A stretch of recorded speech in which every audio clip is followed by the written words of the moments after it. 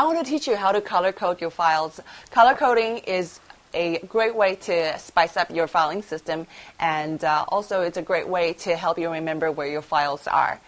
And I want to talk about a few tips in regard to using color coding. First, you want to limit your color selections to about 3 to 5 colors. If it gets more than that, it might be too confusing for the brain to remember what color corresponds to what category. And you also want to keep it fairly simple. You don't want to have an overcomplicated system. You want to just keep it to basic 5 categories. For example, a basic home office might have categories such as you might want to use orange for anything that's family related, kids such as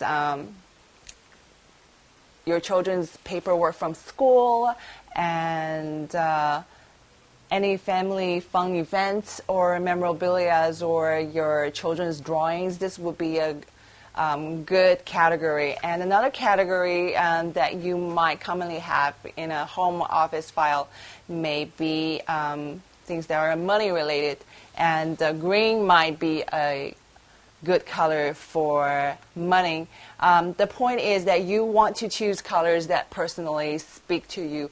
There's no rules to follow. Everyone's very different, and you have to sort of go with your instinct and think about what each color represents to you personally, and usually your first answer is probably right. And so, again, you want to keep the categories as simple as possible.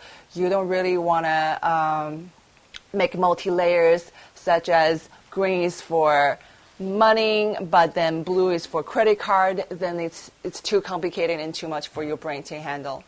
And also, I want to remind you that when you're using color coding, or actually even just for manila folders, it's a good idea to have a white label over your file for labeling, because it's a lot easier to read black against white than, say, pencil writing or black against the color. It's just much easier on the eyes.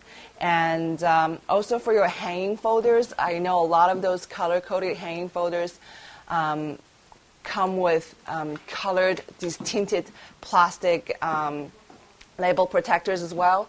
I would suggest get clearer ones, because having colors on the files are already very helpful.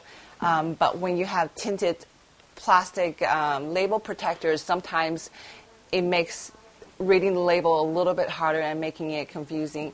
And I want to suggest keeping the label positions relatively simple instead of trying to use every label position, because when you open up a file drawer and if you have labels in every direction coming at you, it's really hard for your eyes to look for an item.